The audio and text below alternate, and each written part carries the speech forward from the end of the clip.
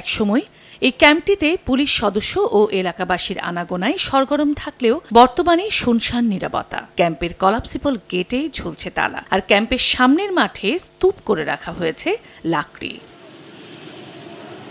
এমন চিত্র ঢাকার ধামরাইয়ের কুশুরা ইউনিয়নের বন্যা কুশুরা পুলিশ ক্যাম্পের। একসময় কুশুরা সহ আশপাশের ইউনিয়নের নিরাপত্তার জন্য এখানে পুলিশ ক্যাম্প স্থাপন করা হয়েছিল। সেখানে আজ পুলিশ না থাকায় চরম আতঙ্কে এলাকাবাসী। তারা বলছেন, 5 আগস্টের পর থেকে এলাকায় জনপ্রতিনিধি ও পুলিশ না থাকার সুযোগে প্রতি রাতেই কৃষকের গোয়ালের গরু সহ মূল্যবান সম্পদ চুরি হচ্ছে। একই সঙ্গে মাদকসেবীদের আখড়ায় পরিণত হয়েছে এলাকাটি। বেড়েছে সন্ত্রাসী কার্যকলাপও। ক্যাম্পের অবস্থা তো ভালো না, আমাদের এলাকায় ডাকাত আরো বাইরে গেছে গা। এই এলাকাটা খুব ভালো ছিল, চুরি হইতো না।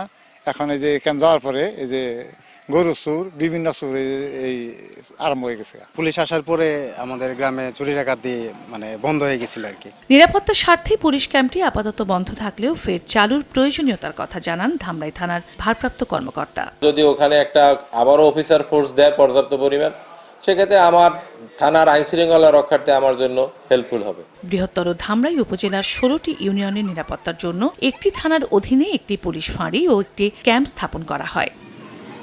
সময় সংবাদ, সাভার।